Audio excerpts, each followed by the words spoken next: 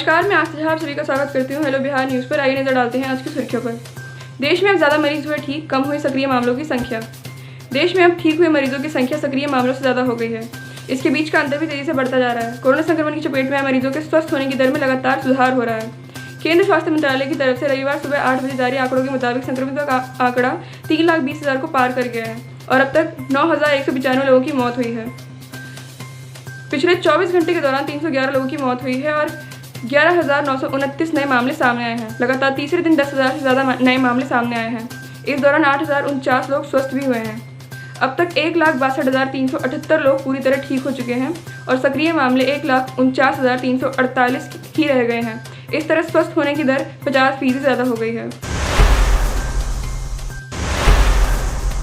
Petrol diesel की कीमतों में तेजी रुकने का नाम ही नहीं ले रही है। सोमवार को लगातार 9वें दिन इन उत्पादों की कीमतों में बढ़ोतरी हुई है। राष्ट्रीय राजधानी दिल्ली में सोमवार को 1 लीटर पेट्रोल का दाम 48 पैसे की बढ़त के साथ 76.26 रुपये प्रति लीटर पर पहुंच गया है। वहीं डीजल 59 पैसे की बढ़त के साथ 74.62 रुपये प्रति लीटर पर मिल रहा है।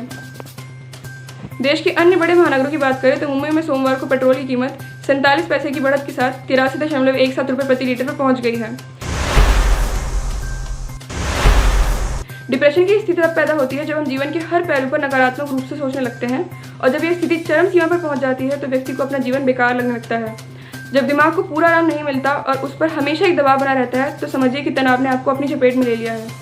और हाँ, अगर आपको यह लगता है कि डिप्रेशन कम उम्र में नहीं हो सकता तो ऐसा बिल्कुल भी नहीं है। पढ़ाई, करियर, रिलेशनशिप जैसी कई चीज़ें किसी भी उम्र में तनाव की वजह बन सकती हैं। कम उम्र में ज़्यादा तनाव लेने वालों को आगे चलकर यह और भी ज़्यादा सीरियस हो जाता है।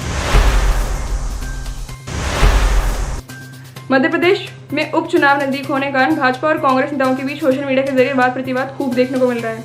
इसी कड़ी में भाजपा नेताओं ने रविवार रात भोपाल पुलिस क्राइम ब्रांच में मध्य प्रदेश के पूर्व मुख्यमंत्री दिग्विजय सिंह के खिलाफ लिखित शिकायत की है। शिकायत में बताया गया है कि रविवार दोपहर 1:50 पर पूर्व मुख्यमंत्री ने अपने आधिकारिक ट्विटर अकाउंट पर एक वीडियो डाला है। इस वीडियो में मुख्यमंत्री शिवराज सिंह चौहान कह रहे हैं कि दारू इतनी फैला दो कि पिए और पड़े रहें। शिकायत में जिक्र किया गया है कि यह वीडियो 12 जनवरी 2020 को शिवराज सिंह के अधिकृत ट्विटर अकाउंट पर डाला गया था। मुंबई की लाइफलाइन कही जाने वाली लोकल ट्रेन आज से आवश्यक सेवाओं से जुड़े लोगों के लिए शुरू कर दी गई है। गौरतलब है कि कोरोना वायरस लॉकडाउन के कारण काफी समय पहले इस सेवा को बंद कर दिया गया था। ये सेवा सेंट्रल रेलवे की मेन और हार्बर दोनों लाइनों के बीच शुरू की गई है। मिली जानकारी के अनुसार इससे आवश्यक सेवाओं से जुड़े लगभग 1.25 लाख लोगों को अपने गंतव्य तक पहुंचने में सुविधा होगी। सोमवार सुबह 5:30 पर चर्च गेट से विरार के लिए पहली लोकल ट्रेन रवाना हुई। उत्तर प्रदेश के शिक्षा विभाग में सामने अनियमितताओं को कांग्रेस बड़ा बंदा बनाना चाहती है। पार्टी की महासचिव व यूपी प्रभारी प्रियंका वाड्रा लगातार इस मामले पर ट्वीट कर योगी सरकार की नीयत पर सवाल उठा रही हैं। अब इस पर यूपी सरकार के बेसिक शिक्षा राज्य मंत्री डॉक्टर सतीश द्विवेदी ने भी प्रियंका वाड्रा पर करारा हमला बोला है। रविवार को प्रियंका वाड्रा ने ट्वीट किया कि शिक्षा विभाग में इतने बड़े बड़े फर्जीवाड़े हो रहे हैं तो क्या विभाग के मंत्री जानकारी में नहीं थे? क्या मुख्यमंत्री कार्यालय को इसकी भनक नहीं लगी? हैरानी की बात यह है कि जीरो टॉलरेंस की बात करने वाले मछलियों को खूब टॉलरेट कर रहे हैं। इस पर बेसिक शिक्षा राज्य मंत्री डॉक्टर सतीश द्विवेदी ने पलटवार करते हुए कहा कि आदरणीय बहन जी, यहाँ तो कोई मामला मुख्यमंत्री और मेरे संज्ञान में आते ही कड़ी कार्रवाई शुरू हो जाती है, लेकिन देश जानना चाहता है कि रॉबर्ट वाड्रा की जमीन घोटाले की जानकारी आपको थी या नहीं थी। कोरोना वायरस की वैक्सीन बनाने में जुटे वैज्ञानिक चूहों, बंदरों और दूसरे जानवरों पर तेजी से परीक्षण कर रहे हैं। अमेरिका के कंसास स्थित सेंटर फॉर फार्मास्यूटिकल्स रिसर्च में पहली बार कंप्यूटर पर डिजाइन की गई डीएनए वैक्सीन का परीक्षण हुआ है। डीएनए वैक्सीन के परीक्षण में सामान्य लोग शामिल हैं। वैज्ञानिक अब ये देख रहे हैं कि वायरस के खिलाफ ये वैक्सीन कैसे कारगर होगी और कितनी सुरक्षित है। भविष्य में कोरोना संक्रमित मरीजों पर इसका कैसे और क्या असर होगा। कोरोना वायरस की वैक्सीन बनाने में जुटे वैज्ञानिक चूहों, बंदरों और दूसरे जानवरों पर तेजी से परीक्षण कर रहे हैं। अमेरिका के कंसास स्थित सेंटर फॉर फार्मास्यूटिकल्स रिसर्च में पहली बार कंप्यूटर पर डिजाइन की गई डीएनए वैक्सीन का परीक्षण हुआ है। डीएनए वैक्सीन के परीक्षण में सामान्य लोग शामिल हैं। वैज्ञानिक अब ये देख रहे हैं कि वायरस के खिलाफ ये वैक्सीन कैसे कारगर होगी और कितनी सुरक्षित है। भविष्य में कोरोना संक्रमित मरीजों पर इसका कैसे और क्या असर होगा।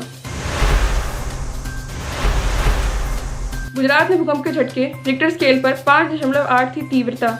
गुजरात में रविवार रात 8:13 पर भूकंप के झटके महसूस किए गए। भूकंप की तीव्रता रिक्टर स्केल पर 5.8 मापी गई है। बताया जा रहा है कि गुजरात में राजकोट से 122 किलोमीटर उत्तर पश्चिम में भूकंप के झटके महसूस किए गए हैं। महाराष्ट्र छत्तीसगढ़ पहुंचा मानसून। उत्तर भारत में मौसम गर्म और उमस भरा। दक्षिण पश्चिम मानसून रविवार को पूरे महाराष्ट्र में दस्तक देने के साथ ही गुजरात और छत्तीसगढ़ के भी कुछ हिस्सों में पहुंच गया। वहीं उत्तर भारत के कई हिस्सों में मौसम गर्म और उमस भरा बना रहा। भारत मौसम विज्ञान विभाग ने कहा कि मानसून पश्चिमी और मध्य भारत के अधिकतर हिस्सों में दस्तक दे चुका है, लेकिन इस सप्ताह इसकी प्रगति कुछ धीमी रहने की संभावना है। विभाग के एक बयान में कहा कि उत्तरी अरब सागर, गुजरात और मध्य प्रदेश के अलावा छत्तीसगढ़ के बाकी भागों, झारखंड, बिहार और पूर्वी उत्तर भारत के कुछ हिस्सों में अगले 48 घंटों के दौरान दक्षिण पश्चिमी मानसून के विस्तार के लिए परिस्थितियां अनुकूल हो रही हैं। विभाग के महानिदेशक मृत्युंजय महापात्रा ने कहा कि इसके बाद एक सप्ताह के लिए मानसून की प्रगति धीमी रहेगी। भारत और चीन के बीच सीमा विवाद पर चल रही कूटनीतिक और सैन्य स्तर की बातचीत के बीच परमाणु हथियारों से संबंधित एक रिपोर्ट सामने आई है। इसके अनुसार चीन और पाकिस्तान के पास भारत के मुकाबले कहीं अधिक परमाणु हथियार मौजूद हैं। ऐसे में सवाल उठने लगा है कि जहां दुनिया भर के ज़्यादातर कोई भी मुद्दा बातचीत के जरिए से सुलझाना चाहते हैं, वहीं भारत के दोनों पड़ोसी परमाणु हथियार के निर्माण में क्यों दिलचस्पी रखते हैं? क्या दोनों देश शांति के पक्षधर नहीं हैं?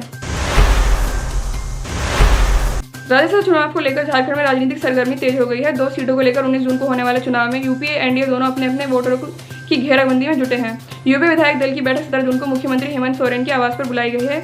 इसमें झामुमो, कांग्रेस और राजद के विधायक शामिल होंगे। इस बैठक में कांग्रेस के प्रदेश प्रभारी आरपीएन सिंह व पर्यवेक्षक पीएल पुनिया भी शामिल हो सकते हैं। यूपीए खेमा ने 2 उम्मीदवार।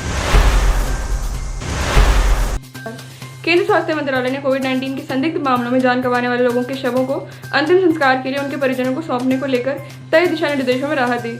अब ऐसे मामलों में शव लेने के लिए परिजनों को प्रयोगशाला के नतीजों की पुष्टि का इंतजार नहीं करना पड़ेगा। मंत्रालय ने रविवार को दिल्ली सरकार को लिखा कि कोविड-19 के संदिग्ध मामलों में शव की प्रयोगशाला के नतीजे का इंतजार किए बिना परिजनों को सौंप दिया जाना चाहिए, लेकिन शव को सरकार की ओर से तय दिशा निर्देशों के तहत ही रखा जाना चाहिए। केंद्रीय स्वास्थ्य मंत्री हर्षवर्धन ने ट्वीट के जरिए भी इस बाबत लोगों को सूचित किया। ओडिशा की महानदी में एक प्राचीन जलमग्न मंदिर मिला है। ओडिशा में भारतीय national trust for art and cultural heritage के परियोजना समन्वयक अनिल धी ने रविवार को बताया कि 60 फीट का यह मंदिर करीब 500 साल पुराना है।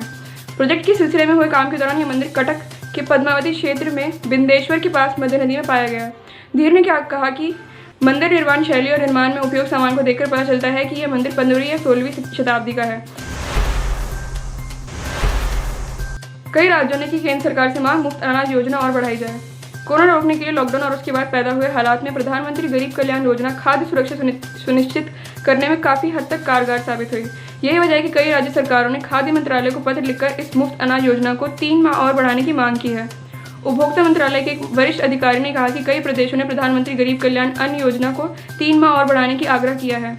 ये योजना कोरोना महामारी में लॉकडाउन के दौरान हर व्यक्ति तक खाना पहुँचाने के लिए शुरू की गई थी। लॉकडाउन में कोई भूखा नहीं सोए।